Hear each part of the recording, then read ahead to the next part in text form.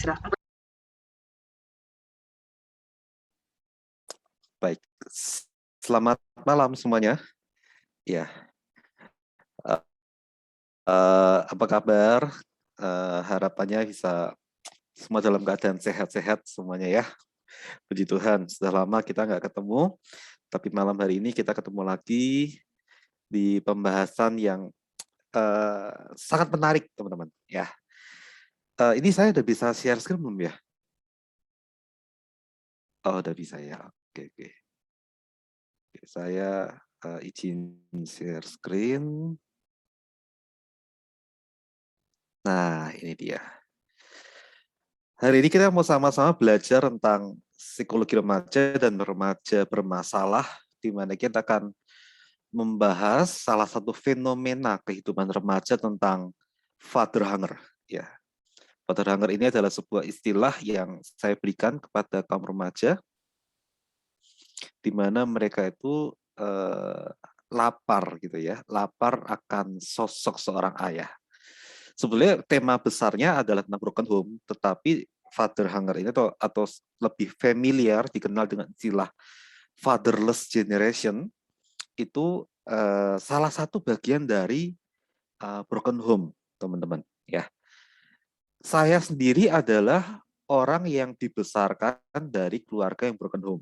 Ya, dan saya adalah seorang laki-laki yang bertumbuh dengan luka dari seorang ayah yang begitu lama, teman-teman. Ya, saya sendiri dari kecil ya sudah berkali-kali menyaksikan bagaimana papa saya itu begitu kejamnya, begitu otoriternya gitu ya, sehingga saya bisa melihat bagaimana waktu papa saya itu apa ya kayak mungkin ya nggak tahu sengaja atau nggak sengaja kita nggak tahu ya, tapi bagaimana dia ketika ya namanya teman-teman namanya anak laki-laki waktu kecil kan pasti nakal ya, kalau nggak nakal kan bukan laki-laki gitu kan ya. Gitu. Nah, saya 3 bersaudara, teman-teman. Yang pertama adalah kakak saya perempuan, kedua itu laki-laki, dan ketiga baru saya anak bungsu. Nah, saya lihat bagaimana papa saya itu pernah memukul kakak saya laki-laki yang nomor 2 itu dengan balok kayu yang apa ya, yang besar gitu ya. Itu hanya gara-gara kami berdua itu tuh masih kecil ya, namanya kecil, anak kecil pasti nakal gitu ya. Kemudian saya juga lihat bagaimana papa saya membenturkan kepala cici saya ke kulkas gitu ya. Sehingga cici dan kakak saya itu begitu kepahitan dengan papa saya. Dengan beranjak usia, saya juga melihat bagaimana papa saya ketika berkelahi dengan mama saya sampai bermain fisik, dan akhirnya saya sebagai anak harus keluar dari kamar dan melerai orang tua saya. Saya sendiri pernah mengalami hampir disiram minyak panas oleh papa saya. Tapi mama saya berusaha melindungi, dan papa saya bisa ya tidak terjadi yang bagaimana dengan diri saya gitu ya. Belasan tahun saya mengalami kepahitan dengan papa saya, hingga pada sekitar tahun 2004 atau 2005 begitu ya, teman-teman. Saya mengikuti sebuah camp, dan di dalam camp itu apa namanya, ada sesi hati Bapa gitu ya.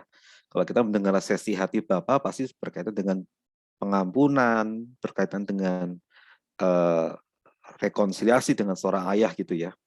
Karena itu adalah sebuah camp, maka ya ketika ditantang atau altar call yang biasa istilahnya seperti itu, maka ya saya maju dan saya didoakan, dan saya menyatakan bahwa saya mengampuni papa saya. Tetapi ketika saya pulang dari camp, papa saya tidak ada perubahan, dan saya sudah pernah bicara di atas motor berdua dengan papa saya. Saya bilang, Pak, Alvin minta maaf karena Alvin pernah kepahitan dengan papa, dan papa saya cuma dingin dan cuek, teman-teman. Gitu. Dan berjalannya waktu, papa saya nggak makin baik, malah papa saya akhirnya punya selingkuhan dan pergi dengan selingkuhannya. Dan ketika papa saya sudah hampir di ujung hayat, hampir di ujung kehidupannya, dia baru menyesal dan kembali ke mama saya. Dan posisi waktu itu saya sedang di Jakarta, Kemudian saya ditelepon oleh mama saya segera pulang ke Semarang dan saya melihat papa saya yang dulu begitu bengis, dulu begitu jahat gitu ya, itu tergeletak lemah tidak berdaya di atas ranjang ICU di salah satu rumah sakit di Kota Semarang. Gitu. Singkat cerita, selama 1 minggu saya izin perkuliahan. Waktu itu saya sudah kuliah S1 di SCT Betul Indonesia. Kemudian seminggu saya kembali ke Semarang dan saya menjaga papa saya dan makin membaik kondisinya sehingga saya berpamitan kepada papa saya. Saya mengatakan bahwa saya ingin kembali ke Jakarta untuk meneruskan perkuliahan dan baru itu saya mendengar papa saya berkata, Alvin, papa minta maaf. Itu tahun 2016 ya. 2016 ketika saya berumur 27 tahun. 27 tahun baru pertama kali saya mendengar papa saya minta maaf atas kesalahan yang terbuat. Saya berkata, it's okay, no problem. Saya sudah maafin papa dan saya doain papa saya pada waktu itu dan puji Tuhan saya sudah diberi kesempatan untuk mencium kening papa saya dan ketika saya kembali ke Jakarta, seminggu kemudian saya kembali ke Jakarta, papa saya meninggal. Gitu. Saya dibesarkan dengan suasana keluarga yang seperti itu, teman-teman. Dan saya menulis penelitian, menulis skripsi tentang ini, begitu ya, tentang keadaan fatherless itu. Dan saya semakin dibukakan bahwa permasalahan fatherless ini begitu menyakitkan buat kaum remaja sebetulnya. Ya, kalau kita lihat di Indonesia sendiri, permasalahan dalam keluarga terutama faktor fatherless itu seperti gambar yang saya tunjukkan ke teman-teman sekarang. Ya. Hanya terlihat, tetapi kecil. Ya. Dibandingin tulisan ini, dia kecil. Ya. Tetapi sebetulnya permasalahan itu besar sekali, teman-teman. Ya. Besar sekali. Kita nanti akan lihat bahwa dampaknya ketika remaja bertumbuh dengan tidak adanya sosok seorang ayah dalam dirinya, itu udah pasti amburadul. Pasti berantakan hidupnya. Gitu.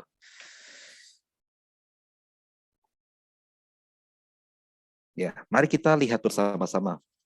Ya, teman-teman. Kalau kita mau lihat secara umum, sebetulnya Indonesia ini adalah negara yang masih menjunjung tinggi nilai moralitas sebetulnya. Ya kan? Salah satu nilai yang masih dipertahankan dan bahkan menjadi panutan bagi bangsa lain adalah ketika berbicara tentang etika sopan santun. Ya, seperti bagaimana sang anak menghormati orang tuanya, ya. Kemudian juga bagaimana orang Indonesia itu saling menghargai antar perbedaan yang ada di negara ini, saling mengasihi dalam keragaman dan sebagainya. Dan teman-teman perhatikan baik-baik bahwa nilai-nilai ini itu juga diwariskan dari generasi ke generasi. Ya, tradisi cium tangan ke orang tua ketika seorang anak ingin pergi ke sekolah atau pergi kemana gitu ya, itu kan turun temurun ya, teman-teman gitu. Teman-teman diajarin ketika mau pergi, diajarin berpamitan ke orang-orang yang ada di rumah. Itu kan sebuah nilai, sebuah etika yang itu diajarkan dari generasi ke generasi. Tapi masalahnya, teman-teman, dalam perkembangan zaman sekarang ini, rasa etika sopan santun seperti ini gitu ya, rasa saling menghormati sesama itu seolah-olah kayak seperti dipertaruhkan gitu. Hubungan kehangatan seperti ini ya tidak dapat dipertahankan dengan sebagaimana mestinya. Orang tua mulai sibuk ya, orang tua mulai sibuk bekerja, ya, tuntutan pekerjaan, persaingan bisnis, perkembangan teknologi dan sebagainya. Akhirnya membuat hubungan antara orang tua dengan anak itu menjadi berkurang. Gitu. Orang tua menjadi sibuk dengan pekerjaan dengan satu tujuan yaitu mencukupi kebutuhan keluarga. Kalau papa nggak kerja, kita nggak bisa makan. Kalau mama nggak kerja, kita nggak bisa makan. Tetapi sebetulnya ini taruhannya, teman-teman. Ini taruhannya. Ya. Sadar nggak sadar, hubungan harmonis antara orang tua dan anak yang akhirnya harus dipertaruhkan. Gitu. Nah, Indonesia sendiri, teman-teman, itu merupakan negara ketiga di dunia tanpa ayah. Atau kita kenal dengan istilah fatherless country. Ya. Sebuah tulisan yang ditulis oleh Dwi Ratna Laksitasari menjelaskan bahwa fatherless country adalah sebuah negeri yang ditandai keadaan atau gejala dari masyarakatnya berupa kecenderungan tidak adanya peran dan keterlibatan figur ayah secara signifikan dan hangat dalam kehidupan sehari-hari seorang anak di rumah. Gitu. Nah, Indonesia mengenai fatherless country itu nomor 3. Ya. Tahu yang pertama di mana, teman-teman? Yang pertama ada di Inggris. Inggris adalah negara pertama di dunia yang fatherless country-nya tertinggi. Ya. Nah, ini fatherless country. Sebuah negeri yang ditandai keadaan atau gejala dari masyarakatnya berupa kecenderungan tidak adanya peran dan keterlibatan figur ayah secara signifikan dan hangat dalam kehidupan sehari-hari seorang anak di rumah. Ada sih, masih hidup orang tuanya, masih hidup apa, tetapi peran, fungsi, dan figur itu ya itu tidak didapatkan atau tidak terlihat di dalam sebuah keluarga. Akibatnya apa? Akibatnya menurunnya peran ayah dalam proses pertumbuhan seorang anak dalam keluarga. Dan itu berlangsung dari zaman ke zaman, dari waktu ke waktu, dari generasi ke generasi. Kalau ada gitu apa? Akibatnya, ya maka generasi tanpa ayah, ya, generasi tanpa ayah itu akan makin banyak di bumi ini. Gitu. Generasi yang tidak memiliki figur ayah dalam kehidupannya akan terus bermunculan. Gitu, ya. Nah, bertahun-tahun generasi muda sudah kehilangan sosok akan seorang ayah sebetulnya, teman-teman. Nah, kalau kita lihat dalam perkembangan zaman seperti ini, dari zaman pertanian, agraria sekitar abad ke-18, kemudian masuk ke zaman industri dari industri 1.0 sampai 4.0, ya, kemudian masuk pada zaman informasi, ya, kemudian juga ke zaman konseptual, ya sekitar di zaman konseptual itu dimulai dari sekitar tahun 2010, generasi muda yang kehilangan figur ayah semakin banyak dan semakin menyebar. Ya. Mereka secara umum disebut sebagai fatherless generation, generasi tanpa figur ayah. Nah, realitanya permasalahan ini nggak cuma dialami oleh orang non-Kristen, gitu kan? Orang-orang Kristen, remaja-remaja Kristen juga banyak banget ngalamin, gitu. Ketika saya menulis sebuah penelitian tentang fatherless generation, saya punya sekitar 15 narasumber yang saya wawancara. Dan teman-teman tahu 15 narasumber itu yang saya pilih secara acak, ya, 15-15-nya adalah korban dari fatherless generation. Bahkan saya ingat sekali ketika saya wawancara salah satu remaja, dia menceritakan bahkan sampai papanya sendiri itu berani memperkosa dirinya. Aduh, itu saya wawancara sambil nangis, terenyuh gitu, nggak nyangka apa namanya korban dari apa namanya tindakan pelecehan seksual itu ada di sekitar kita sebetulnya, gitu. Ya. Banyak ayah mereka, baik yang berprofesi sebagai pekerja maupun sebagai hamba Tuhan, gagal mempertahankan figur mereka dalam kehidupan anaknya. Ya. Banyak pendeta-pendeta yang lebih memperhatikan jemaat dibandingkan dengan memperhatikan anaknya. Tidak salah bahwa pendeta memperhatikan jemaat, dan itu memang tugasnya sebagai seorang pendeta atau hamba Tuhan. atau bahkan sebagai gembala sidang. Tetapi sebagai gembala sidang pun tidak boleh melepaskan peranannya dalam rumah tangga. Bagaimana dia harus menjadi contoh buat anaknya, supaya anaknya juga melihat bahwa papahnya ini adalah sebagai sosok yang patut diteladani dan dicontoh kehidupan dia. Ya. Banyak para pendeta ya terlalu memprioritaskan pelayanan penggembalaan sehingga lebih mempedulikan jemaat dibandingkan dengan keluarganya sendiri, terutama untuk anak. Gitu. Banyak gembala jemaat yang mampu menjadi teladan bagi jemaat, tetapi secara bersamaan dia gagal menjadi teladan bagi keluarganya. Saya teringat di tokoh Alkitab, tokoh Perjanjian Lama bernama Samuel. Samuel menjadi nabi yang begitu luar biasa bagi bangsa Israel, bukan? Tetapi setelah Samuel meninggal, tidak ada satupun anak dari Samuel yang meneladani kehidupan Samuel. Kurang hebat apa Samuel? Bisa dengar suara Tuhan, mengurapi raja, dipakai luar biasa. Bahkan ketika umat Israel berkonflik, si Samuel itu menjadi perantara. Bahkan dia, kalau tidak salah ingat, dia adalah satu-satunya orang yang bergelar nabi dan bergelar sebagai imam di zaman dia. Luar biasa. Ya. Saya yakin anaknya pasti melihat bapaknya berdoa. Saya yakin anaknya pasti melihat bapaknya pelayanan. Ya, nggak mungkin anaknya nggak lihat Pak Samuel itu pelayanan atau berdoa. Pasti anaknya melihat.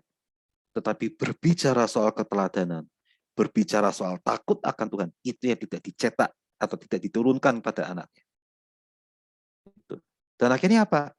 Ya seperti itu yang teman-teman lihat. Akhirnya anak-anaknya melawan Tuhan semua. Mereka curi itu persembahan-persembahan buat Allah.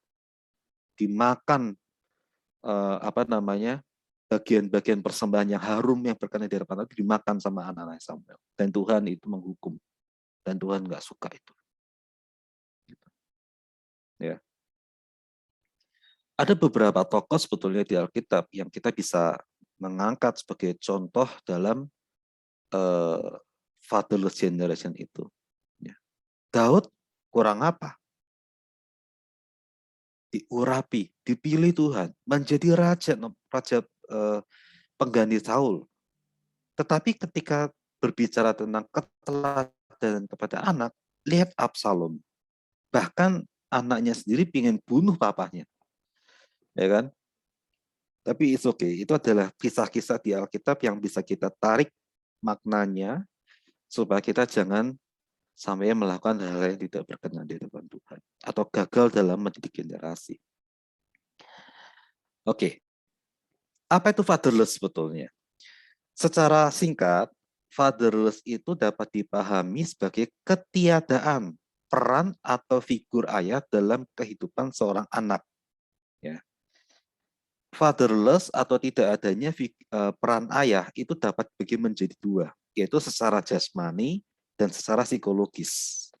Kalau secara jasmani, ketidakhadiran seorang ayah itu dikarenakan karena adanya kematian, perceraian, pisah ranjang dan sebagainya, ya. Tetapi kalau secara psikis, nah ini yang banyak nggak kelihatan, secara psikologis itu dikarenakan hilangnya fungsi ayah dalam kehidupan anak tersebut. Ayahnya masih ada, ya. Mungkin ayahnya pun juga nggak mukul, tetapi dia tidak berfungsi sebagaimana fungsinya sebagai seorang ayah, ya. Dan ketidakadanya peranan ayah dalam kehidupan psikologis anak akan berdampak pada penyimpangan perilaku atau karakter mereka. Saya pernah, sampai di kalimat ini, saya pernah memikirkan ini, teman-teman. Kalau seorang anak atau seorang remaja kehilangan sosok seorang ayah, ya, pasti dia mengalami penyimpangan perilaku atau karakter. Tetapi saya belum pernah menemukan sebuah tulisan ketika seorang anak atau seorang remaja yang kehilangan figur seorang ibu, dia berantakan karakternya. Dia mengalami penyimpangan perilaku. Terus terang saya belum pernah mendapatkan tulisan ilmiah seperti itu. Tapi kalau seorang anak kehilangan ayahnya, pasti karakternya bermasalah. Gitu. Kalau mau dikorelasikan dengan firman Tuhan, maka benarlah firman Tuhan yang mengatakan begini. Hai bapak-bapak, didiklah anakmu. Alkitab tidak ngomong, hai ibu-ibu, didiklah anakmu. Enggak. Tapi hai bapak-bapak. Gitu. Artinya, pendidikan karakter, pendidikan tentang knowledge, pendidikan soal kebiasaan, perilaku gitu ya, itu adalah peranan si ayah. Gitu. Nanti kita akan sampai, kenapa kok akhirnya firman itu bergeser. Gitu ya. Kita akan sampai di situ nanti. Sekarang, apa sih penyebabnya? Ini dia sebetulnya penyebabnya. Karena stereotip budaya. Laki-laki itu nggak pantas ngasuh anak. Laki-laki, suami, itu harusnya kerja. Bukan soal ngurus anak. Urus anak, ngedidik anak, nemenin anak bikin PR, belajar, itu tugas ibu. Budaya kan begitu, ya kan? Apalagi di Indonesia sekarang budaya kan budaya patriarki, di mana perempuan pun juga apa ya, meskipun ada perempuan-perempuan hebat di negara kita, tapi nggak terlalu dipedulikan sebetulnya. Yang naik panggung tetap laki-laki, karena budaya nilai-nilai jadi dibangun selama ini, gitu, ya kan? Inilah yang menyebabkan akhirnya di pergeseran nilai kebenaran tadi. Akhirnya yang mendidik anak siapa? Ibu. Sedangkan stereotip budaya terus berlangsung, laki-laki hanya memiliki konsep aku harus kerja, cari uang, cari uang, cari uang, cari uang, tanpa mikir tentang bagaimana ngedidik anaknya. Nah, sementara stereotip itu terus berjalan, pengasuhan anak juga terus mengalami perkembangan dan tantangan seiring dengan perkembangan zaman, ya kan? Jadi antara tuntutan mendidik dengan tuntutan pemenuhan hidup itu sama-sama saingan. Akhirnya apa? Waktu untuk bersama dengan remaja semakin berkurang, bahkan cenderung tidak berkualitas. Gitu.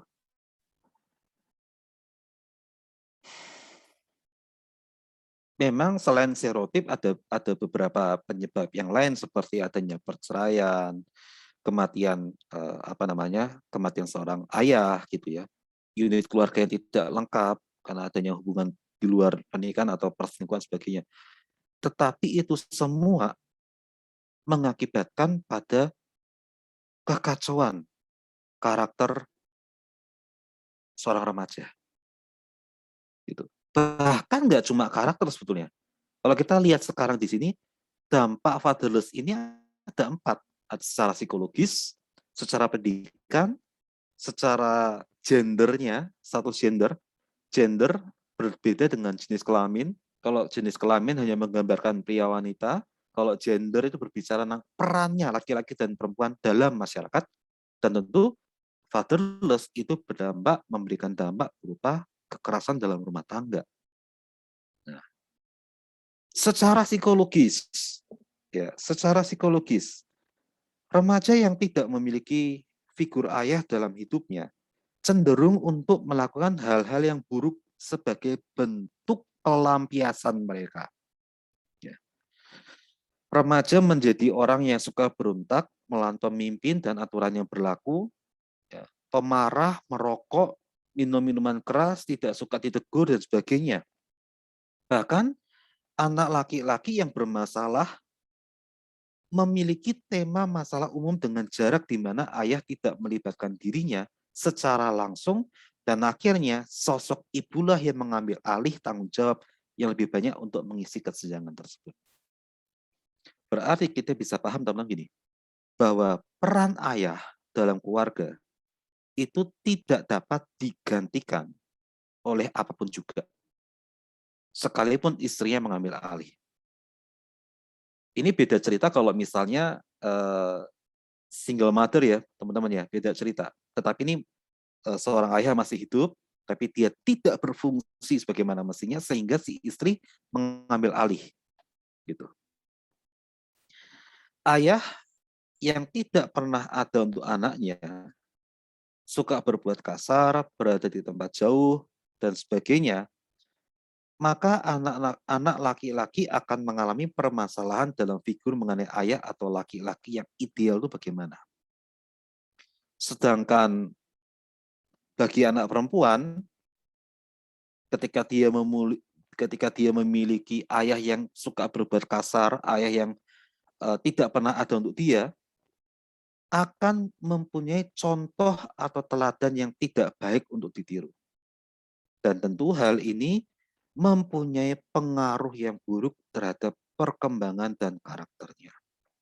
Apalagi seperti yang pernah kita pelajari bersama teman-teman, bahwa remaja itu adalah fase manusia di mana mereka mencari tentang jati diri, identitas, penerimaan, bahkan sanjungan.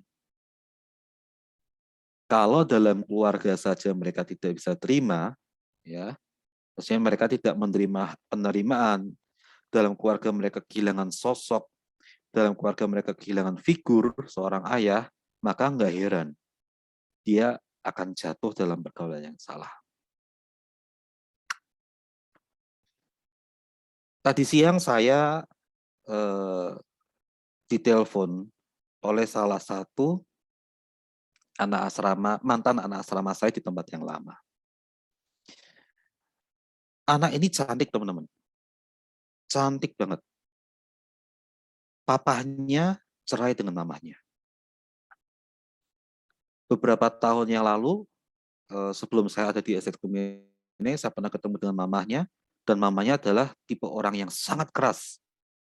Kenapa? Karena cuma dia yang mendidik anak ini. Nah, anak ini tadi siang tiba-tiba telepon saya. Dia cerita sambil nangis. Ternyata dalam 2 tahun belakangan ini, dia jatuh pada pergaulan yang salah. Bahkan dia melakukan hubungan seks dengan beberapa laki-laki, mau diajak ke klub malam, diskotik, mabuk-mabuan, dan sebagainya. Saya tanya, kenapa kok kamu seperti itu?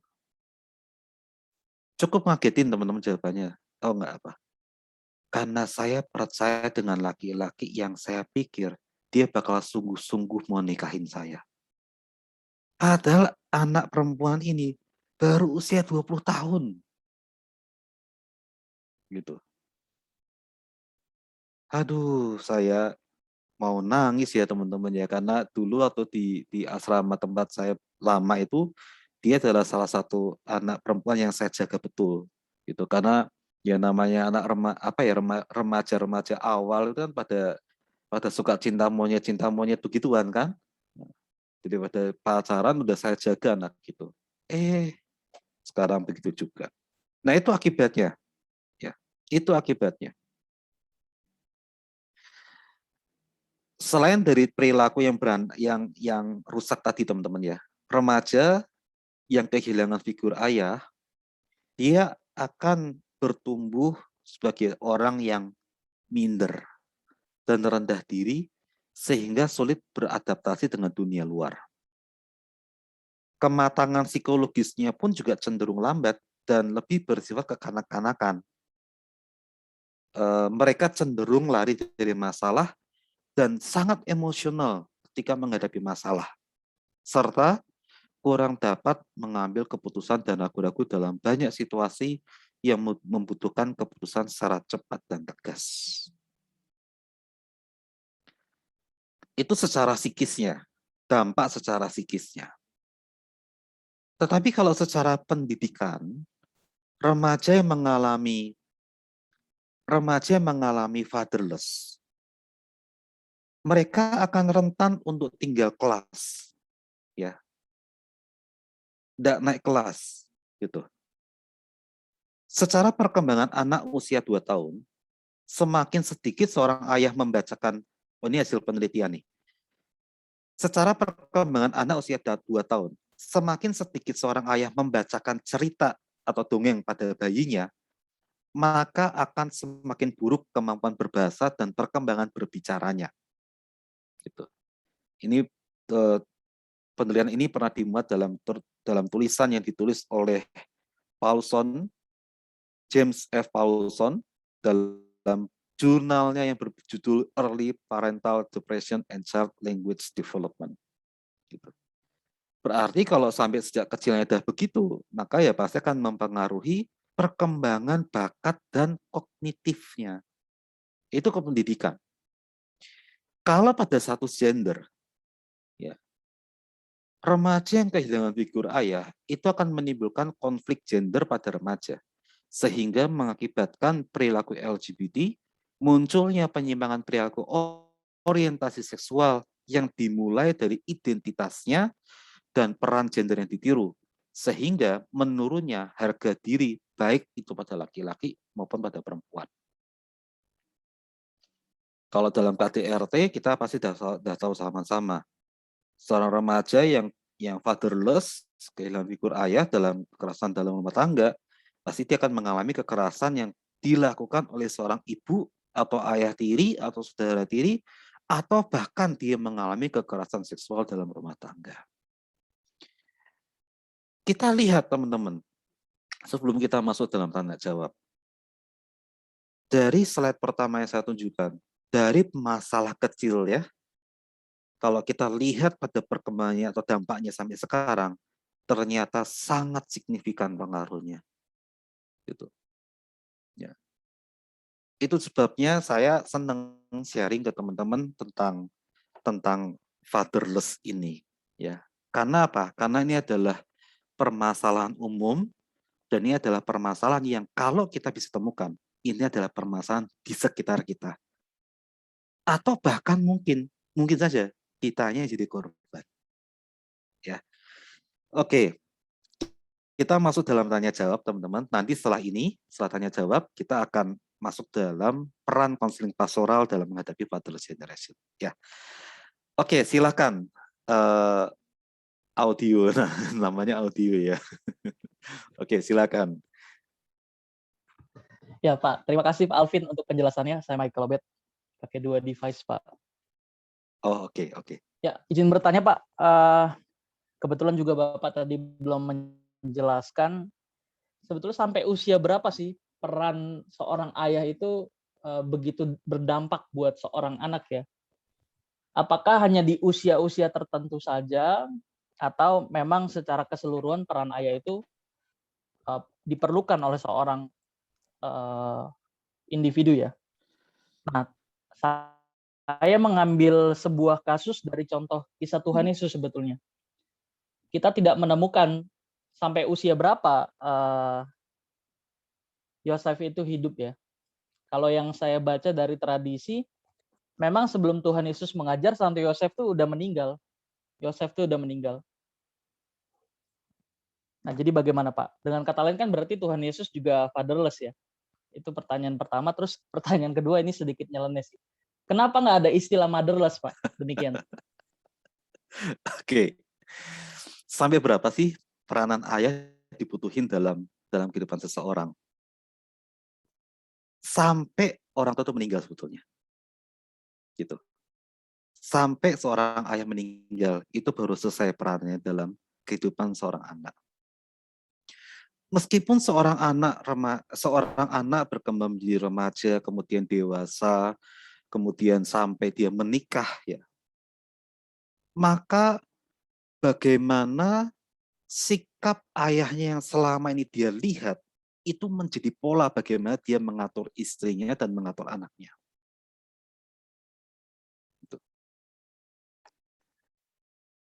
Kita kan manusia diberikan kemampuan kognitif ya untuk merekam setiap kejadian yang ada dalam kehidupan dia, dan itu tersimpan dalam alam bawah sadar.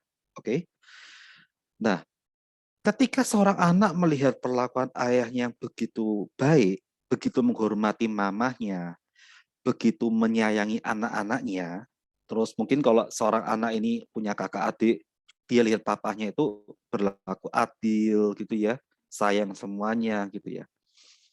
Maka ketika si anak ini beranjak dewasa, kemudian menikah, punya keluarga, maka nggak jauh beda loh cara dia melakukan istrinya dan anaknya. Kenapa? Karena dia lihat figur ayahnya selama ini. Tapi beda dengan orang-orang yang dilihatnya berkebalikan gitu. Konsep berpikirnya cuma begini. Dulu papa mamaku dengan begitu keras gitu ya, apalagi misalnya tentang papanya, begitu keras mendidik aku, mengajar aku hingga aku menjadi seperti sekarang. Misalnya itu jadi orang berhasil, jadi orang yang sukses, punya kekayaan dan sebagainya. Maka aku sekarang menjadi seorang ayah, aku juga tidak mau anakku menjadi orang gagal. Ya kan? Maka apa yang dilakuin? Dia akan tiru bagaimana cara papahnya mendidik dia. Gitu. Padahal zaman berbeda, situasi berbeda, tuntutan juga berbeda. Nggak bisa disemakan. Lah, orang gimana? Pola pengasuhan aja sekarang udah berbeda dari pengasuhan zaman dulu. Ya kan? Kalau pengasuhan zaman dulu anak rewel diapain? Ditimang-timang bukan? Anak sekarang anak rewel diapain? Kasih handphone, kasih gadget. Beda, pola pengasuhannya udah beda gitu.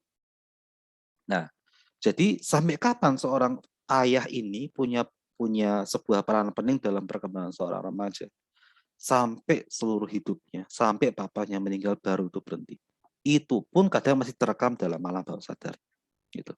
Nah, lalu pertanyaan yang kedua tentang Yesus tadi ya. Yesus fatherless nggak? Kalau mau dibilang fatherless, oke lah. Kita memandang bahwa Yesus pun juga lahir bukan dari hasil pertemuan lahir secara biologis ya, pertemuan sperma dengan ovarium seperti anak-anak lain sebagainya. Tapi kita lihat pada fungsi ayahnya. Salah satu tugas orang tua di Yahudi adalah dia mengajarkan tentang hukum adat, kitab suci dan sebagainya. Gitu. Saya belum membaca tulisan-tulisan secara lengkap bagaimana tentang Yesus zaman dulu seperti tadi Bro Michael katakan dari tradisi dan sebagainya. Tetapi ingat bahwa sejak kecil dia pun juga menyadari bahwa aku tuh harusnya di bait suci. Ini rumahku. Nah, gitu ya. Kalaupun oke lah kita bilang punya peluang untuk menjadi anak yang rusak gara-gara fatherless generation, ya. Tetapi ingat dia pun tuh adalah pribadi yang apa namanya punya sebuah identitas yang begitu apa namanya yang begitu berbeda dengan manusia pada umumnya. Dia pemahaman tentang kebenaran, pemahaman tentang tradisi, pemahaman tentang nilai-nilai kebenaran firman Allah, dia sangat paham sekali. Dari situ mungkin juga ada nilai-nilai kebenaran bagaimana menjadi seorang hamba Tuhan pada waktu itu. Mungkin saja gitu. Ya. Lalu pertanyaan kedua yang berikutnya, kenapa kok tidak ada istilah motherless? Nah, itu yang seperti saya tadi katakan, Bro Mike. Kalau fatherless itu ada dan itu berdampak hebat pada perkembangan seorang remaja, tapi kalau motherless enggak loh. Gitu. Kenapa? Saya juga nggak tahu. Tetapi saya coba menarik maknanya begini. Betapa pentingnya adanya peran seorang ayah dalam diri seorang remaja. Yang Kalau itu nggak ada, taruhannya masa depannya. Gitu. Semoga menjawab pertanyaan, Bro Mike. Kalau anak yang diadopsi dalam keluarga LGBT ya Pak ya, kan di situ ada 2 orang ayah. Nah itu bagaimana Pak? Maka dia pasti jadi LGBT. Nggak mungkin jadi normal.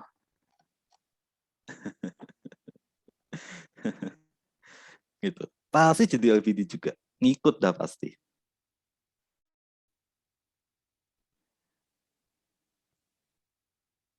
Ya. Oke. Terima kasih Pak Alvin. Sip.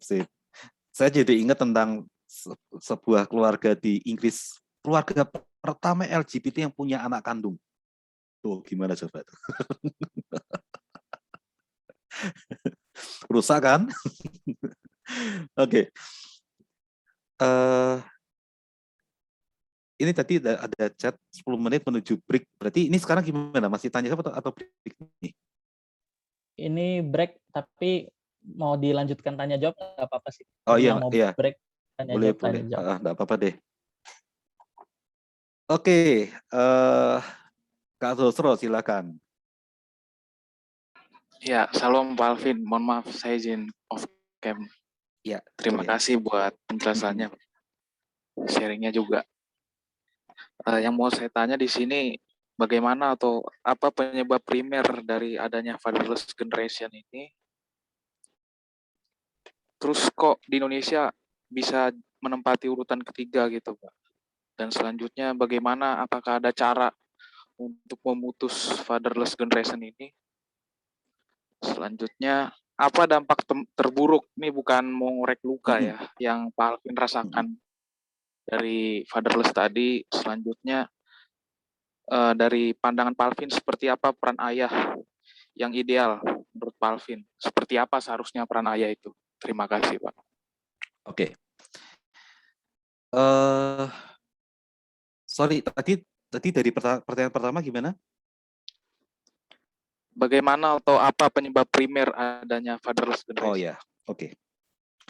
Yang pertama, mau kita bicara soal budaya. Itu. Ya. Menurut saya pertama kali kita mesti bicara soal budaya. Karena budaya Indonesia atau budaya negara-negara yang menjunjung tinggi budaya patriarki, mereka hanya menyiratkan ya, bahwa laki-laki itu urusannya kerja, cari duit.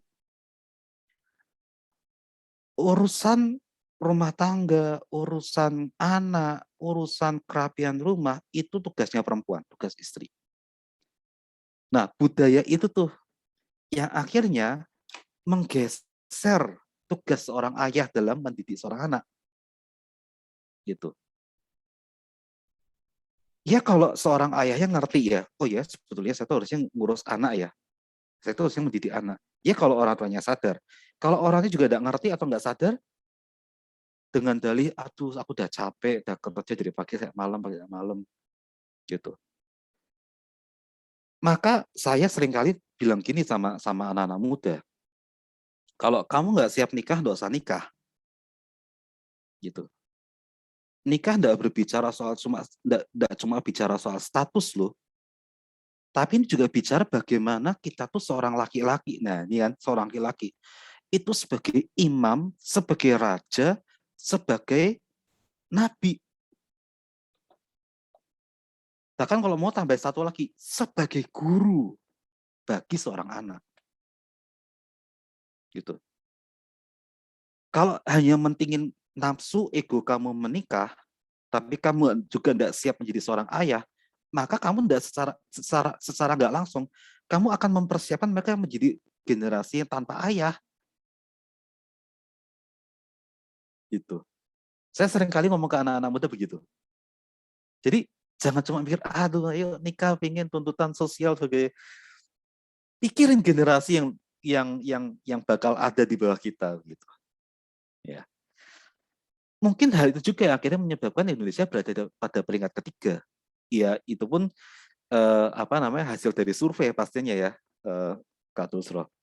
Dari survei, pengamatan, kemudian dibandingkan dengan negara-negara yang lain, itu pun juga pasti hasil dari survei. Gitu. Tetapi ketika data ini diangkat dan dijadikan sebagai referensi, pastinya data ini adalah data yang valid atau data yang bisa dipercaya. Gitu. Lalu dampak apa sih yang paling buruk ketika seorang remaja mengalami keadaan kehilangan figur ayah? Dampak terburuknya adalah dia akan meneruskan statusnya sebagai father generation kepada anaknya. Sehingga pertanyaan Kak Agus tadi, mutusnya bagaimana? Ini udah kayak benang ruwet. Kalau kita mau benahin dari mana? Gitu. Jadi bagaimana supaya itu mau enggak mau ya dari kita sendiri nih. Teman-teman yang cowok-cowok yang belum menikah gitu ya, yang belum menikah, dimulai dari kamu. Jangan sampai kita nikah karena seperti tadi kita bahas ya, hanya karena kebutuhan pemenuhan biologis, sosial, tuntutan orang tua, tapi sebenarnya nggak siap. Gitu. Nah, kalau mau diputus bener-bener semua dipulihin, saya rasa sulit banget. Kenapa? Udah kadung banyak korban. Kalau dibilang kadung terlalu banyak pelaku, masalahnya juga kadang-kadang mereka nggak sadar kalau mereka tuh menghasilkan generasi tanpa ayah. Karena apa? Ya tuntutan pekerjaan, tuntutan kehidupan yang harus dipenuhi dan sebagainya. Itu. Kira-kira demikian Kak Dosro. Kira-kira ada lagi yang belum terjawab nggak ya? Tadi banyak banget soalnya. Yang terakhir tuh Pak, yang peran yang ideal bagaimana sebagai seorang ayah di kacamata Pak Alvin? Oh, oke. Menurut saya, sosok ayah yang baik bagi seorang anak adalah dia ada dalam diri anak itu. Kalau dia ada dalam diri anak itu, ya, maka udah pasti dia jadi teladan. Kalau jadi teladan, dia pasti penuhi segala kebutuhan dia. Mendidik, memenuhi kebutuhan pun juga tidak asal yang langsung anak minta apa dikasih. Enggak. Tetapi ada nilai-nilai didikannya. Ada nilai-nilai ajaran yang benarnya bagaimana. Gitu. Atau kalau mau dibilang bahasa umumnya ya, atau sosok ayah yang ideal itu cuma standarnya satu. Apa tuh? Takut akan Tuhan. Dah, cuma itu. Kalau mau pakai bahasa umum ya, takut akan Tuhan. Kalau seorang ayah takut akan Tuhan, dia pasti akan jaga keluarganya. Seorang ayah yang takut akan Tuhan, dia akan bertanggung jawab sama keluarganya. Seorang ayah yang takut akan Tuhan, dia akan didik anaknya dengan benar. Seorang ayah yang takut akan Tuhan, dia akan wariskan nilai-nilai kebenaran dalam diri seorang anak. Kalau warisan kebenaran jadi dikasih, tidak usah bicara soal warisan yang lain, itu pasti pun juga bakal dikasih. Gitu.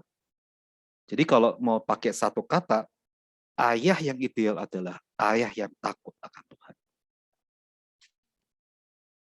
Demikian Kak Dosro. Semoga menjawab pertanyaan. Siap. Terima kasih Pak Alvin. Terima kasih. Pak Roy, silakan Pak Roy.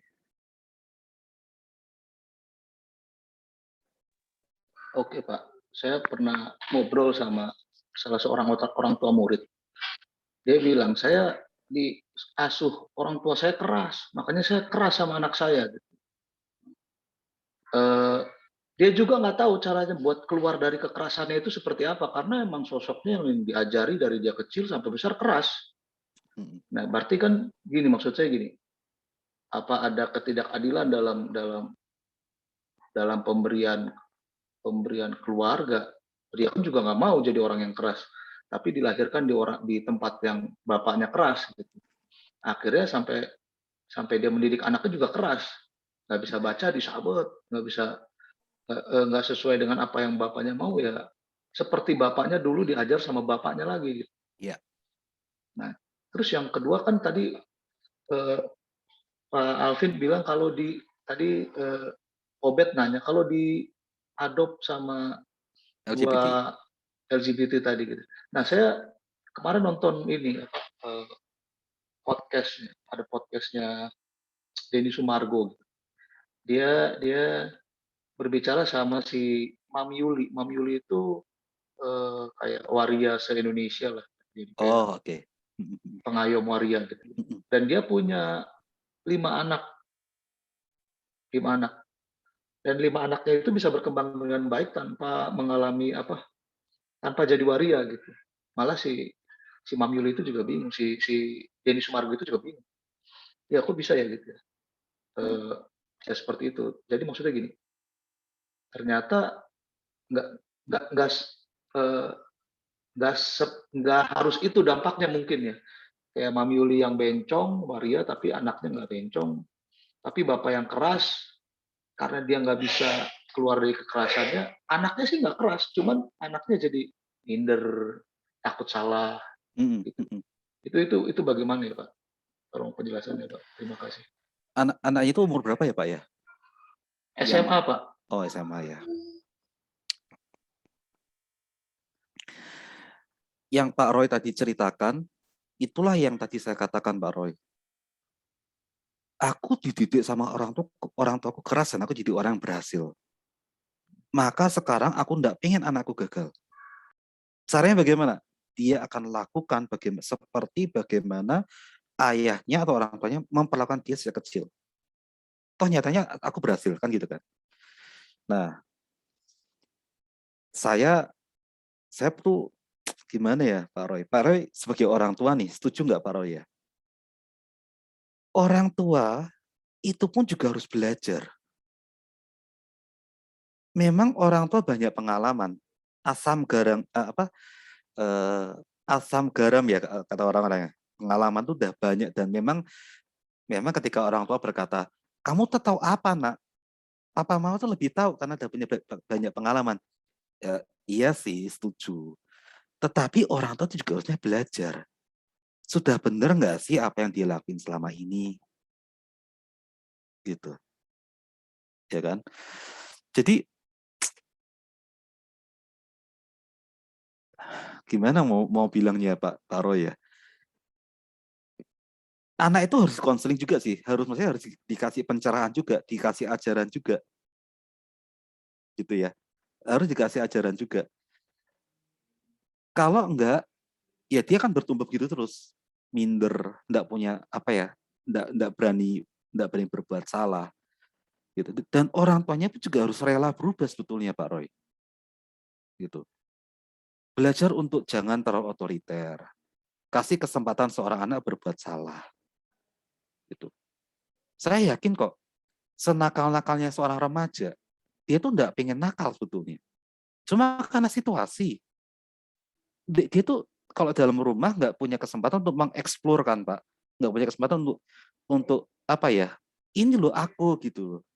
Jadi ketika dia di luar sana, dia nyari perhatian, dia berbuat sesuatu yang akhirnya nggak terkontrol juga akhirnya. Gitu. Nah, kalau yang kasusnya 5 anak didikan dari Mami Yuli itu dan tidak mengikuti jejak Mami Yuli menjadi seorang waria. Oh puji Tuhan Pak. Tapi kasus itu bisa dikatakan semacam 1:1000 kasus sebetulnya. Memang remaja yang fatherless tidak semuanya berantakan. Ada kok buktinya anak-anak fatherless yang akhirnya dia jadi survive, jadi dewasa lebih dulu gitu ya. Malah dia lindungin mamahnya, lindungin adik-adiknya. Ada juga sih itu. Tapi itu case-nya kalau dibandingin sama anak yang rusak, anak-anak yang jadi nakal, itu 1:1000 bisa nyampe tuh Pak Roy. Gitu. Ya tentu kalau udah begitu mesti dilihat dari apa? Figur pengganti itu siapa? Dan insight yang masuk tuh seperti apa? Gitu. Kalau seorang anak itu akhirnya berubah, ya, enggak boleh nakal ya. Dikasih tahu pendeta misalnya, dikasih tahu hamba Tuhan, atau dikasih tahu, atau bisa dia nonton film yang tentang apa yang mungkin juga dia rasain, wah aku harusnya begini dan dia benar-benar berubah. Nah itu juga bisa sih Pak Roy, gitu. menurut saya tidak masalah, malah itu puji Tuhan banget Pak Roy. Gitu. Nah, nanti tinggal dilihat apa? Kekonsistenannya dalam mempertahankan penyimpangan perilaku itu. Semoga dia kuat. Gitu. Itu menurut saya Pak Roy. Semoga menjawab pertanyaan. Oke, Pak Alvin, terima kasih banyak. Ya, terima kasih Pak Roy. Sebelum ke Bro Florentino, ya saya baca ada sebuah chat pertanyaan yang masuk lewat direct ya, saya baca dulu. Pak Alvin tadi kata Pak Alvin, ayah yang ideal itu yang takut akan Tuhan. Tapi bagaimana dengan cerita Samuel dan Daud tadi yang takut akan Tuhan, tetapi tidak ada teladan yang diikuti anak-anaknya. Nah, itu kan, memang masalah di situ. Sekarang, pemahaman takut akan Tuhan apa sih? Ya kan? Kalau dulu, ya zaman-zaman dulu kita ngerti takut akan Tuhan tuh ya tidak berbuat dosa, rajin berdoa, rajin beribadah, melayani, dan sebagainya. Tapi sekarang kita dengan terima kebenaran, kita makin ngerti bahwa takut akan Tuhan itu enggak cuma bicara soal kerohanian, tetapi takut akan Tuhan juga berbicara soal karakteristik tentang perilaku, perbuatan. Gitu. Malah dari kisah Samuel, ketika saya refleksi kisah Samuel, kisah Daud, malah saya refleksikan orang yang dipilih Tuhan pun tidak luput dari namanya kesalahan atau kekacauan. Ya. Refleksi saya yang kedua, orang yang dipilih Tuhan pun ya itu juga belum tentu bisa menghadirkan sebuah keteladanan. Lah, nggak usah jauh-jauh lihat Daud, lihat Samuel dah. Yuk Bapak Ibu kita lihat sekeliling kita. Berapa banyak pendeta yang akhirnya selingkuh. Yang notabene katanya ditumpang tangani, dipilih Tuhan, diurapi. Tapi juga nyatanya kan demikian ya Bapak Ibu ya. Gitu. Nah, mau tanya lagi Pak. Menurut Bapak, apakah salah jika seorang anak dipisahkan dari ayahnya oleh keluarga karena menurut keluarganya ayahnya tidak bisa memberikan figur yang baik kepada anaknya? Kalau memang ayahnya itu akhirnya menjadi penjahat, dalam tanda kutip ya, jadi penjahat, kalau mau dipisahkan, silakan pisahkan. Bahkan lebih baik dipisahkan. Tetapi harus ada penggantinya. Siapa misalnya? Omnya kah? Ya, omnya, pamannya, atau keluarga besarnya yang dia harus bisa mendidik. Satu, nggak boleh benci dengan papahnya. Dua, harus jadi teladan buat anak itu. Karena seringkali kasus-kasus begini, keluarga besarnya malah bilang gini, kamu jangan ikuti papahmu ya, papahmu jahat, nggak mengasihi istri, nggak mengasihi mamahmu, itu papahmu nggak bertanggung jawab, nggak boleh ketemu sama papahmu. Nah, seringkali keluarga besar malah mendidiknya kayak begitu tuh. Jadinya apa? Ya nggak makin jadi bener. Yang dia terima cuma apa? Papaku nggak bertanggung jawab, papaku orang jahat, papaku nggak layak dihormati, papaku begini, negatif. Gitu. Jadi kalau mau misahin anak dari seorang papa yang nggak benar, oke, silakan pisahkan.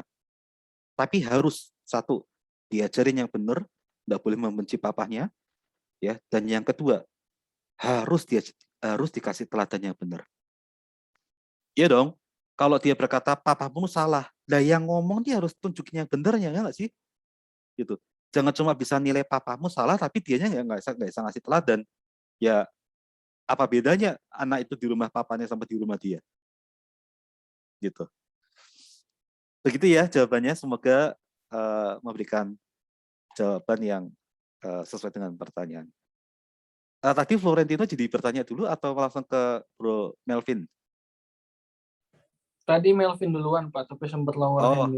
Oke. Silakan Bro Melvin. Iya, Pak. Saya mau nanya, Pak. berkaitan sama pertanyaan tadi yang Bapak bahas sih soal untuk apa namanya dididik sama orang yang bukan ayah kandung.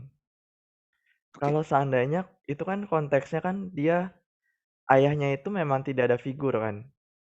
Bagaimana dengan konteksnya seorang anak yang dititipkan pada orang lain, misalnya keluarganya, atau mungkin si orang tuanya ini sudah bercerai tapi ada ayah tiri gitu.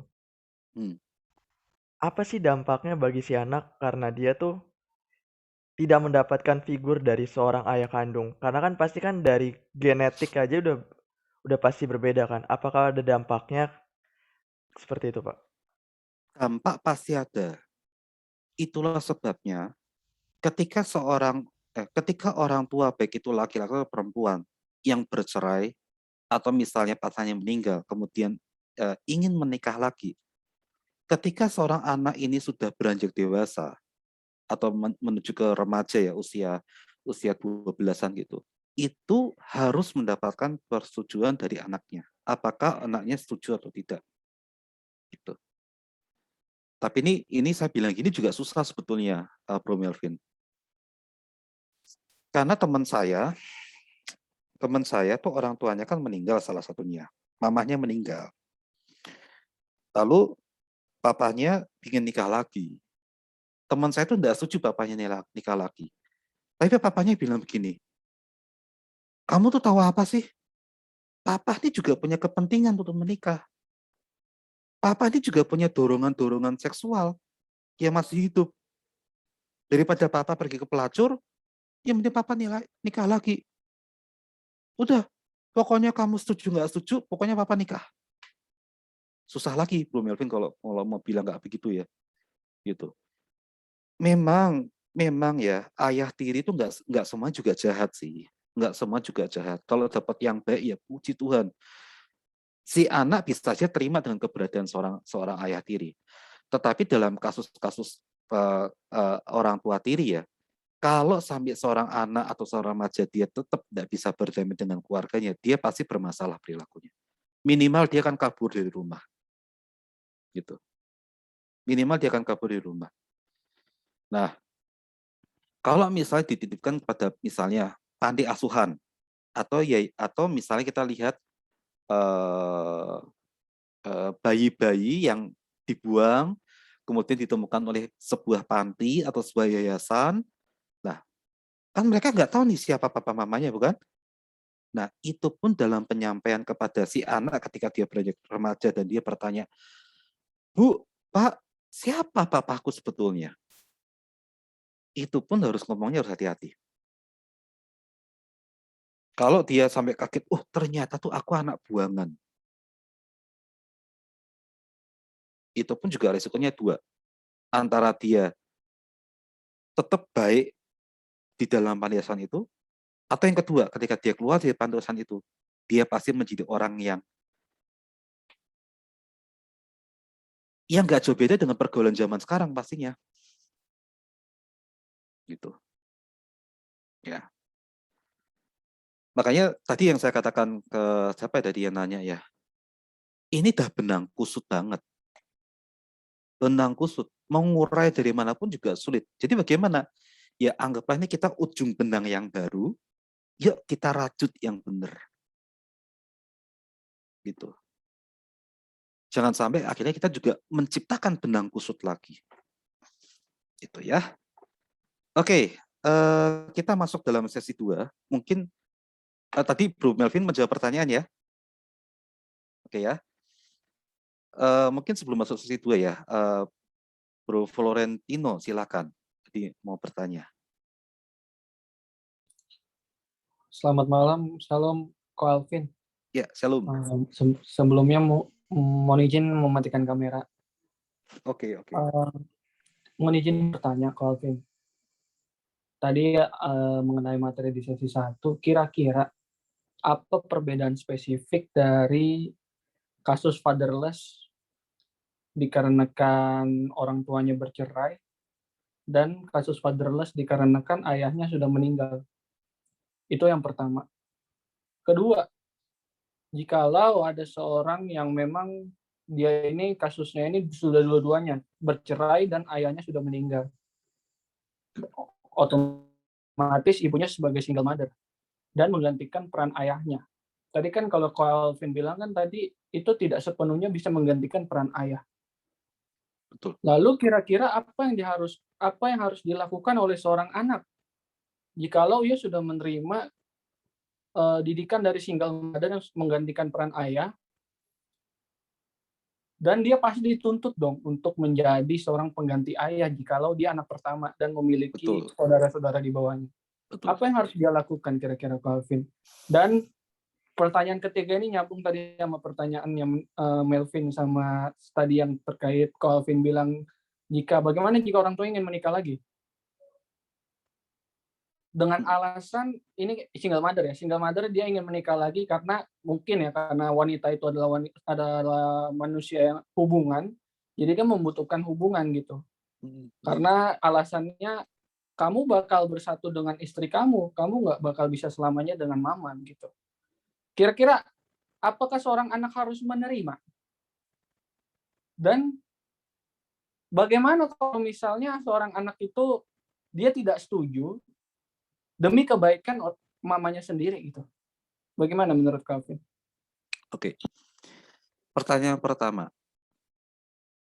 Perbedaan yang signifikan antara seorang remaja yang fatherless karena kehilangan figurnya dengan yang jasmani dengan psikis ya. Perbedaannya paling signifikan adalah rasa penerimaan. Kalau dia paham, oh papaku meninggal. Oh ya sudah, papaku meninggal. Kalau kehilangannya secara psikis, fungsi yang hilang, maka penerimaan juga lebih berat. Bahkan bisa-bisa dia benci sama papahnya.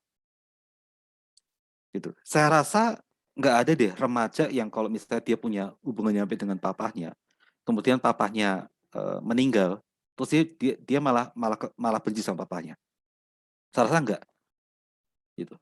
Tapi kalau misalnya papahnya selingkuh atau papahnya itu ada tapi nggak bertanggung jawab, yang kerja keras justru mamahnya, tapi papahnya malah sukanya nongkrong di warung kopi, ngobrol sama temennya, bahkan main judi misalnya, itu pasti pahit.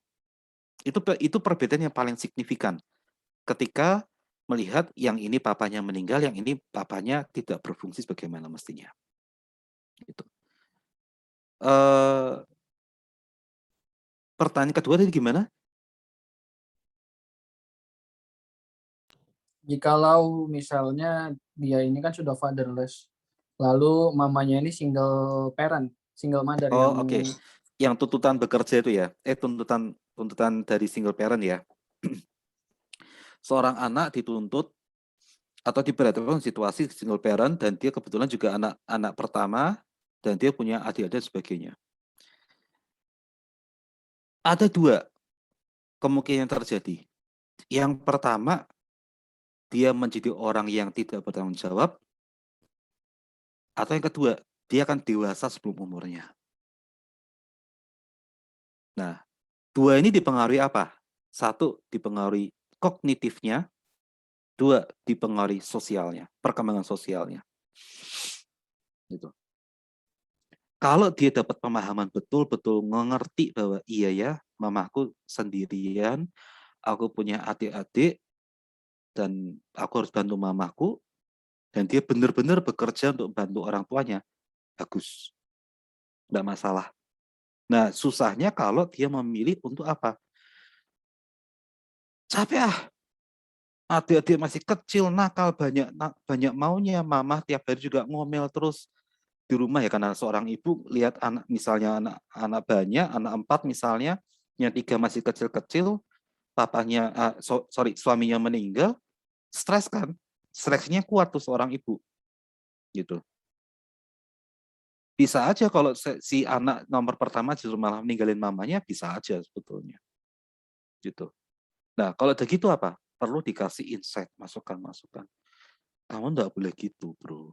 Kamu harus kebantu mamahmu. Gitu. Bahkan ya, tidak sedikit saya temukan seorang kakak rela untuk tidak kuliah demi adiknya kuliah. Itu bagus bukan? Dia mengerti betul. Membantu mamahnya, menyekolahkan adik-adiknya. Gitu.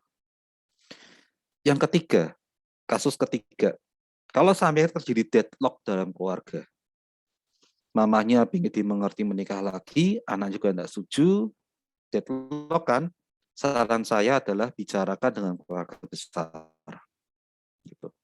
Kalau seorang anak nggak nyaman tinggal di situ, di rumah dengan anggota keluarga yang baru atau papa yang baru tadi ya, dan dia nggak nyaman, tidak masalah jika anak itu sementara waktu pindah rumah ke rumah keluarga besar dari keluarganya itu, ya tidak masalah. Tapi ingat, mesti dikasih tahu, nggak boleh benci. Gitu. Ya. Oke, semoga menjawab pertanyaan dari Bro Florentino ya. Kita akan masuk dalam sesi 2. Oke. Kita akan melihat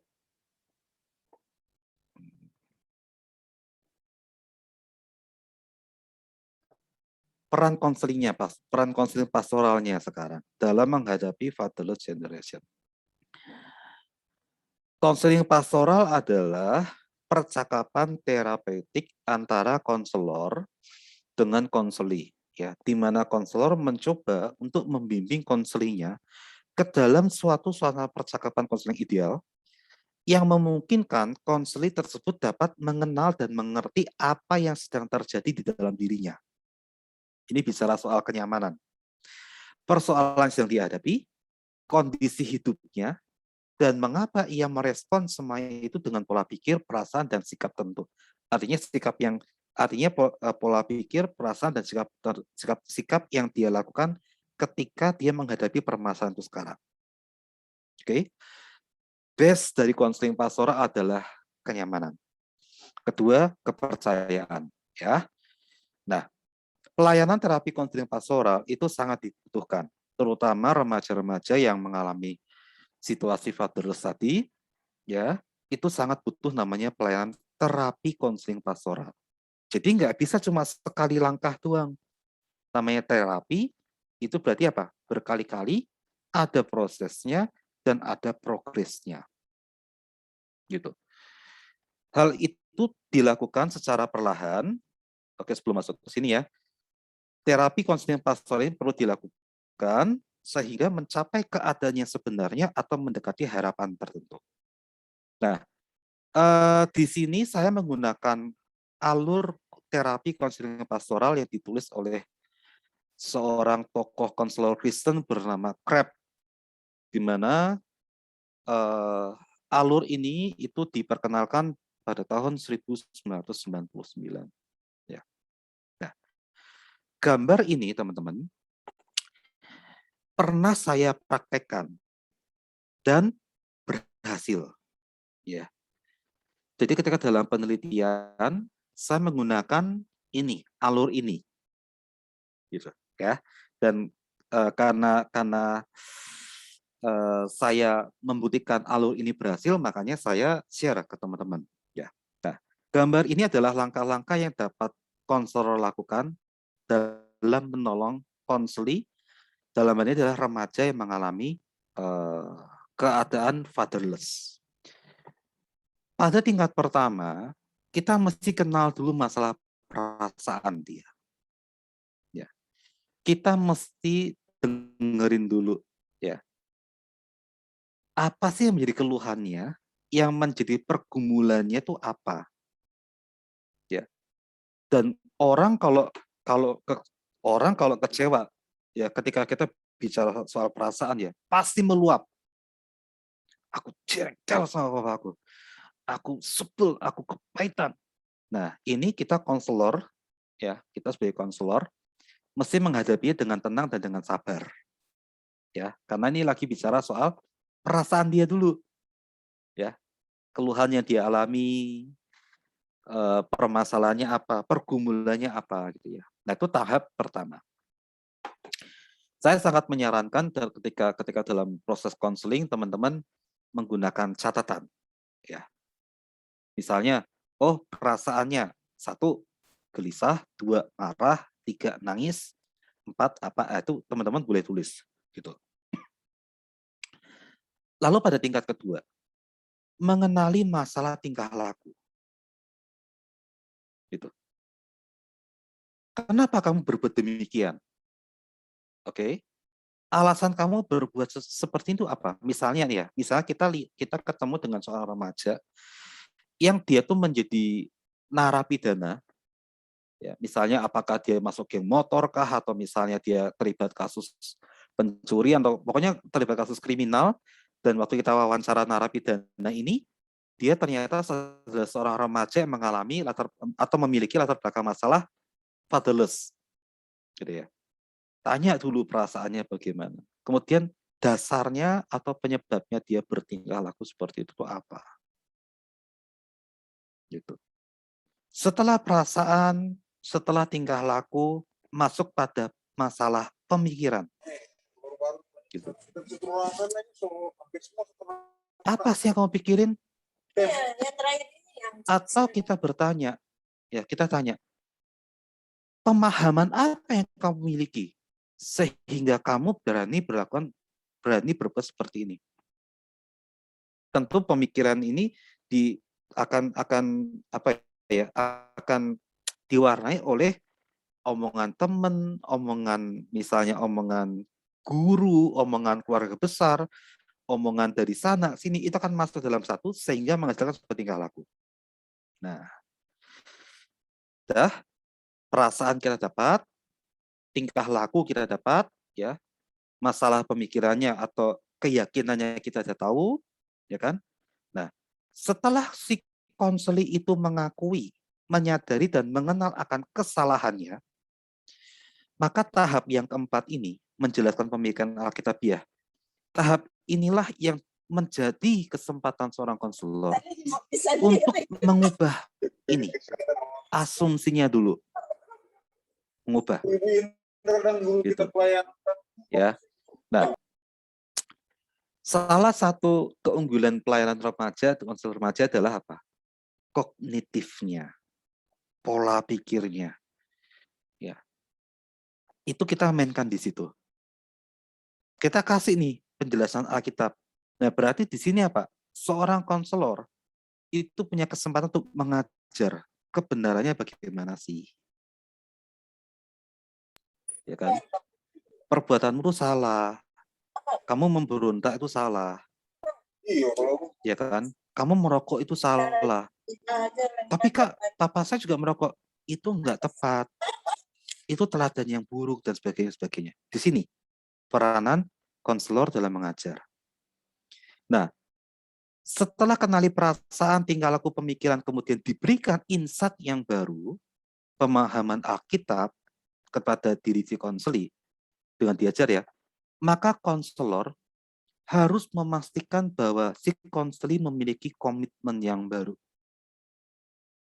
Jadi konselor bisa mendorong konseli untuk mempunyai sebuah komitmen yang konsisten dalam bertindak. Gitu. Nah, dalam tahap ini juga menjadi sebuah tantangan dalam diri konseli untuk mengubah pola pikir negatif. Yang ini ya, yang negatif di sini menjadi pola pikir yang positif secara standarnya adalah Alkitabiah. Gitu. Apalagi kita sama-sama diajar kebenaran tentang diam, ya kan? Ajarku diam. Diam. Yang biasa ngelawan, yang biasa berontak, suruh diem di sini. Nah, ini komitmennya harus kuat. Nah, kita konselor mesti mendorong si konseli untuk memiliki komitmen yang kuat. Gitu, ya. Nah, setelah kita mendorong konseli punya komitmen yang kuat dan konsisten, maka yang keenam apa? Merencanakan dan menjalankan tingkah laku Alkitabiah. Jadi nggak bisa hanya ini ya, nggak bisa hanya berhenti pada komitmen, tetapi kita juga mesti menuntut si konseling kita untuk melakukan komitmen itu. Gitu.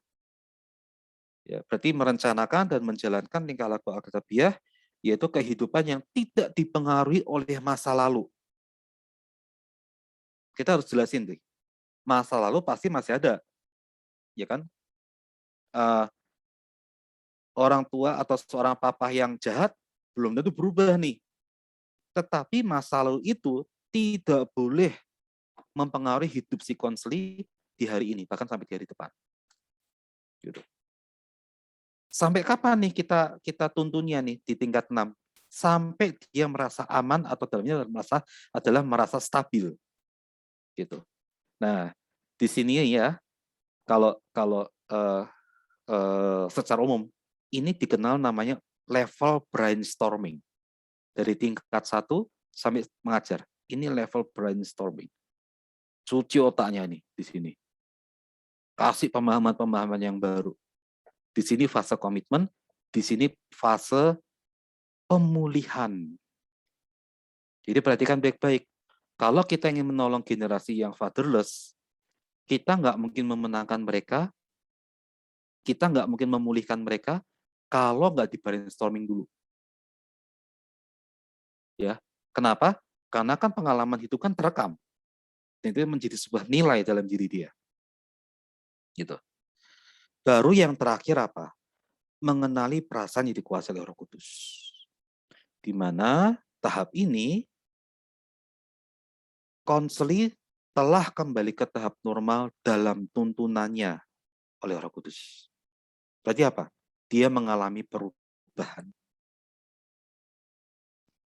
Dari misalnya yang kepahitan dengan bapaknya, dia akhirnya menjadi orang yang menghormati bapaknya. Dari orang yang membenci bapaknya, menjadi orang yang mengasihi bapaknya. Jadi orang yang fatherless, dia punya kesempatan untuk berubah. Saya pun juga kurang lebih 11 tahun untuk mengubah konsep berpikir saya tentang papa saya. 11 tahun, teman-teman. Baru saya bisa ngampuni papa saya. Gitu. Jadi, ya bisa berubah, ya, bisa berubah.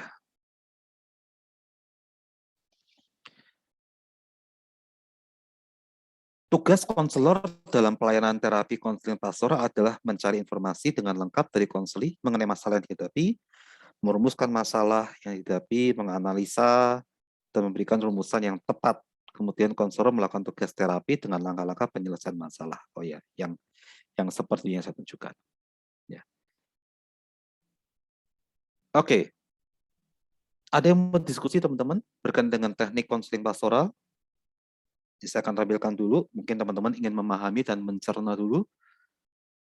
Kalau ada yang diskusi, yuk kita diskusi. Karena ini adalah peran kita banget nih. Ini peran kita banget sebagai apa? Sebagai orang yang sudah kenal dengan kebenaran. Gitu. Oke, silakan Bro Mike.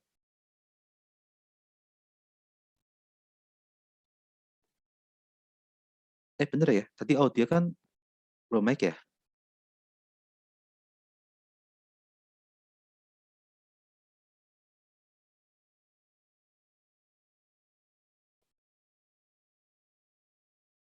Oke, atau mungkin ada yang lain yang ingin berdiskusi atau ingin menanyakan sesuatu?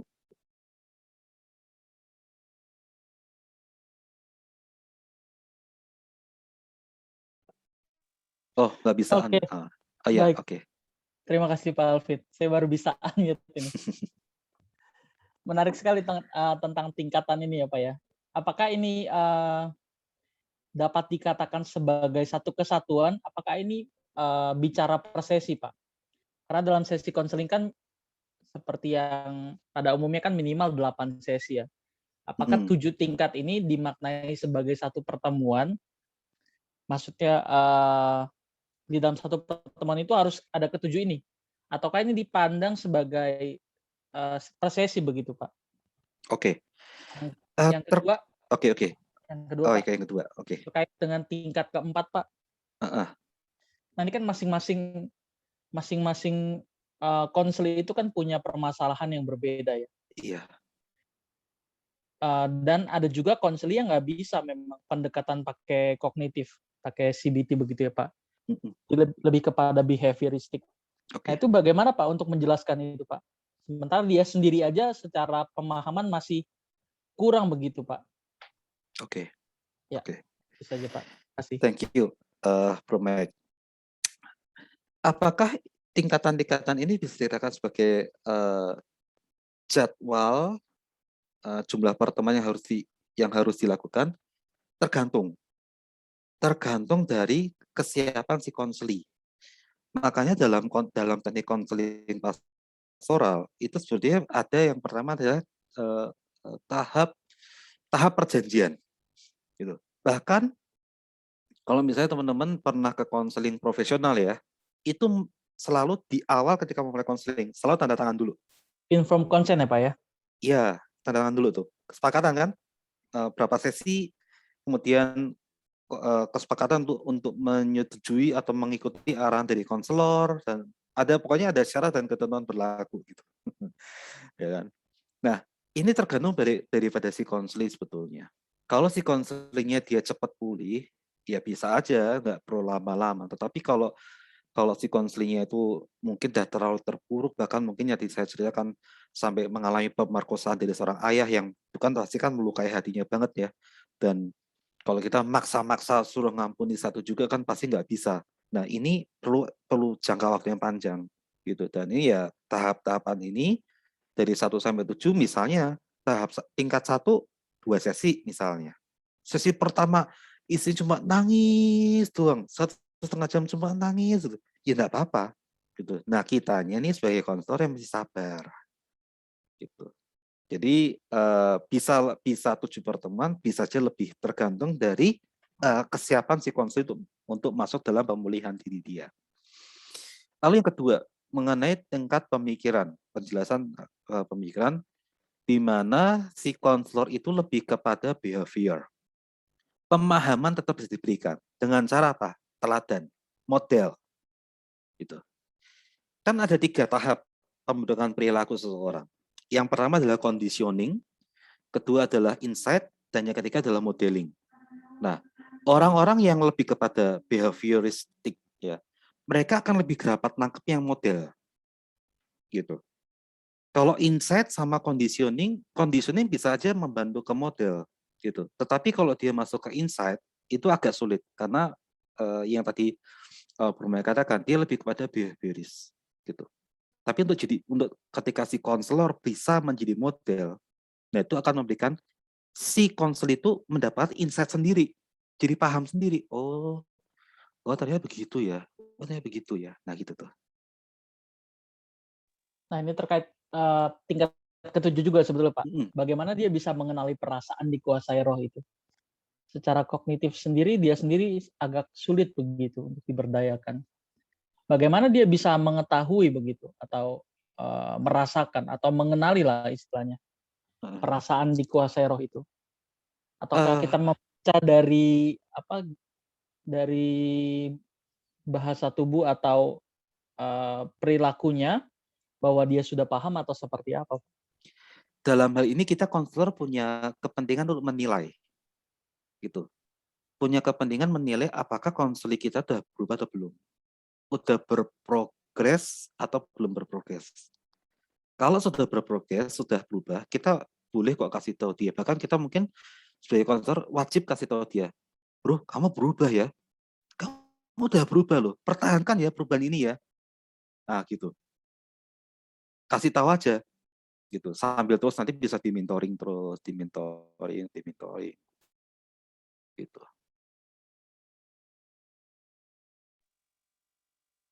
Seperti itu Bro Mike. Oke Pak, baik. Terima kasih Pak Alvin. Oke, terima kasih Bro Mike. Mungkin ada lagi teman-teman yang lain ingin diskusi?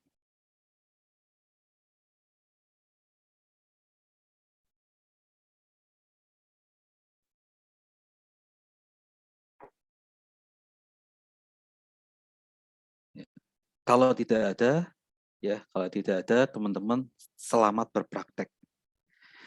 Kalau teman-teman saat ini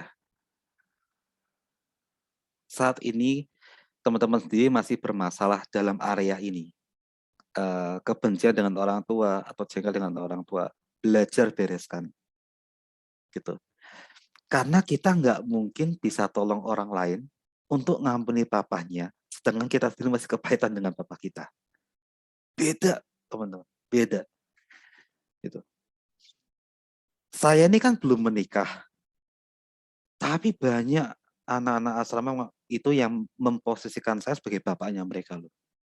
Saya juga bingung, lah dari mana kamu bisa bilang saya itu bapakmu, orang saya juga belum nikah gitu. Kadang saya candain mereka, kamu panggil saya bapak-bapak, mana mamamu, saya bilang begitu. Gitu.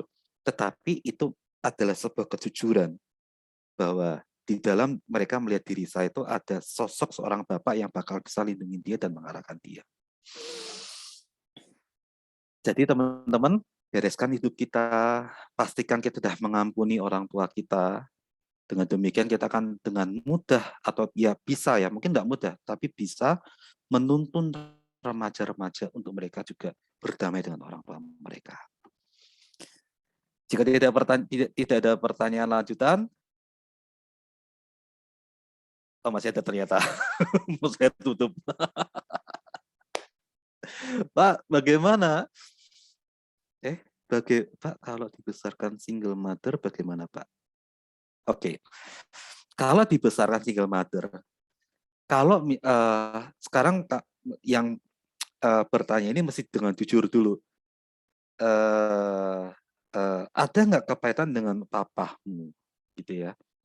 Atau papa kamu ini meninggal atau karena yang psikis, yang tidak berfungsi, ya. Kedua, ada nggak kepahitan dengan papamu? Kalau tidak ada, puji Tuhan. Kalau ada kepahitan, bereskan itu. Tapi kan Pak, saya sudah nggak bisa ketemu sama papa saya lagi karena papa saya meninggal. Berdoa sama Tuhan, deklarasikan di hadapan Tuhan, Tuhan aku ngampuni papa saya. Dan mulai hari ini, saya tidak mau benci dengan papa saya.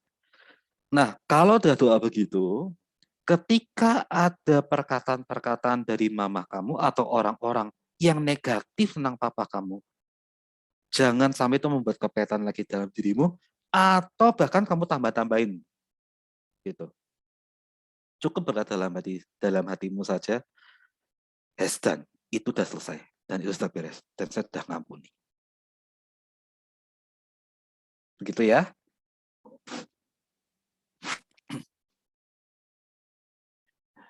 Semoga menjawab pertanyaan. Gitu. Oke, ada lagi teman-teman? Bro Mike, silakan.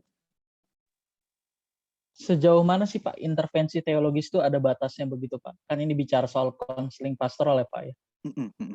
Kan memang ada beberapa anak remaja itu yang secara KTP Kristen, tapi secara keberadaan itu ateis ya. Jadi dia sangat anti untuk berbicara mengenai persoalan ketuhanan. Nah, kita bagaimana di posisi ini?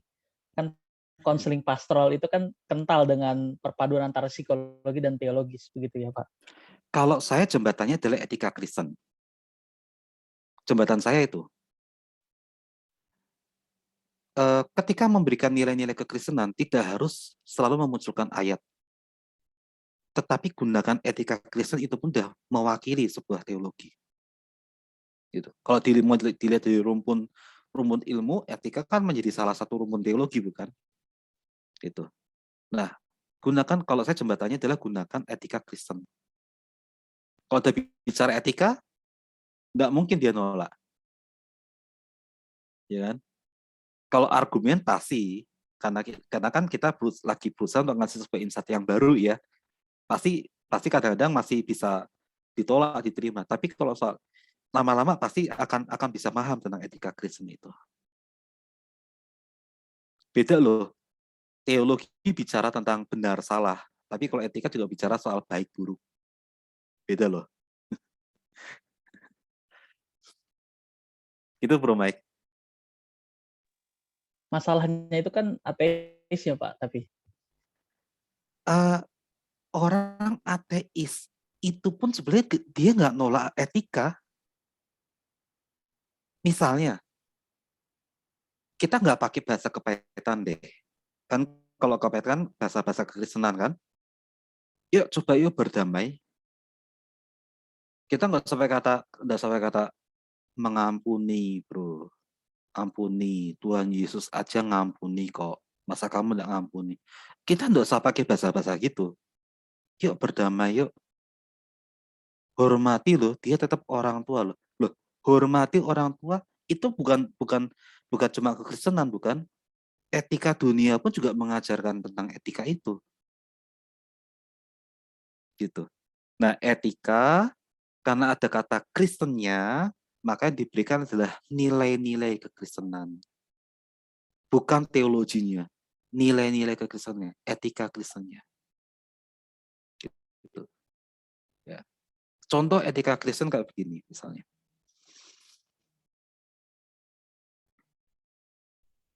Kamu kan kepahitan sama papamu. Kamu mau nggak sih jadi kayak papamu? Ini saya kasih contoh dialognya ya. Kamu nggak jadi kayak papamu gitu. Pasti si anak akan mengatakan, ya nggak mau, orang papaku kayak begitu, masa aku mau ikutin. Nah, kalau kamu nggak mau jadi kayak papamu, maka satu-satunya cara adalah kamu berdamai dengan papamu. Loh, kok bisa? Aku kan nggak mau kayak papaku, masa solusinya berdamai?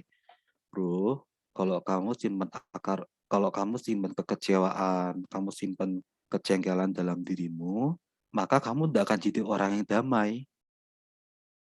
Kamu tidak akan jadi orang yang pembawa mau dibilang pembawa sukacita boleh. Kamu tidak akan jadi jadi berkat buat sekelilingmu. Atau kita bisa gunakan diksi-diksi yang lain kalau kita tidak mau pakai diksi kekristenan. Nah, papamu gitu kan juga tidak ada damai dalam dirinya kan. Nah, kalau kamu tidak mengampuni, kamu tidak mau berdamai sama papamu, ya kamu tidak akan jauh berbeda dengan papamu. Oke, belajar ya, berdamai ya. Tahu tidak kenapa harus berdamai? Baik buruknya papamu, itu tetap orang tuamu. Nggak ada dia, kamu nggak lahir. Jadi apa? Hormati orang tuamu. Itu kan dalam masuk tuh nilai-nilai etika Kristen kan? Tapi nggak keluar dari ranah teologi Kristen.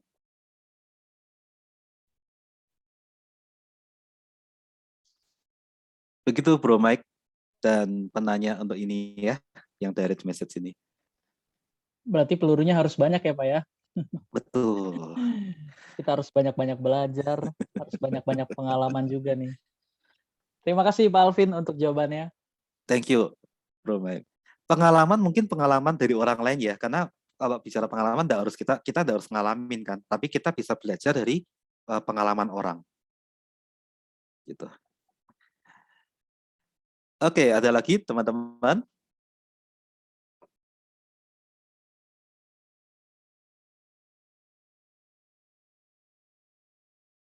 Oke, jika sudah tidak ada lagi,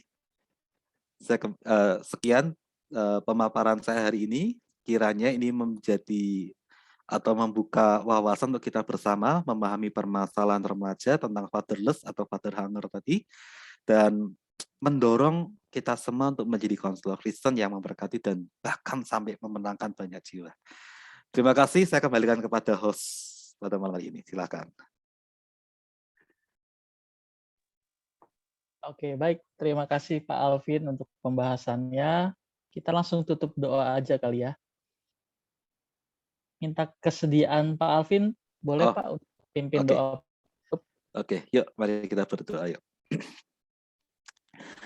Bapak, terima kasih. Malam hari ini kami belajar banyak hal. Kami memahami apa itu fatherless generation, kami memahami permasalahan father hunger, kami memasali banyak hal tentang generasi remaja yang kehilangan figur ayah. Bahkan kami menyadari bahwa ini adalah permasalahan di sekitar kami, bahkan mungkin ini tentang diri kami sendiri. Tuhan, kalau ini tentang kami tidak mau terlalu larut dalam permasalahan kami. Ajar kami untuk melakukan firman-Mu. Ajar kami untuk mengampuni papa mama kami. Ajar kami untuk menghormati mereka, sekalipun mereka tidak menjadi teladan yang baik dalam diri kami. Tetapi jika ini tentang orang lain, Tuhan, kami sebagai anak-anak-Mu, kami sebagai komunitas yang belajar tentang hal ini, kiranya Engkau memberkati. Biarlah kami menjadi alat-Mu, kami menjadi konselor-konselor Kristen yang menolong banyak remaja untuk mereka menjadi orang yang bisa mengampuni orang tuanya dan bisa menjadi berkat buat keluarganya, Tuhan. Kami nggak mau generasi remaja hari ini justru makin hancur. Tapi lewat kami, Tuhan, kami mau lewat diri kami banyak pemulihan dalam diri remaja. Tuhan, tolong kami, apapun profesi kami, apapun pekerjaan kami, apapun studi kami, Tuhan, Engkau memberikan kami hati yang mengasihi jiwa-jiwa, terlebih kaum remaja, Tuhan. Terima kasih, dimanapun kami berada, Engkau memberkati kami, beri kami dengan kesehatan dan kekuatan daripada Tuhan. Di dalam nama Tuhan Yesus kami berdoa dan bersyukur. Haleluya. Amin.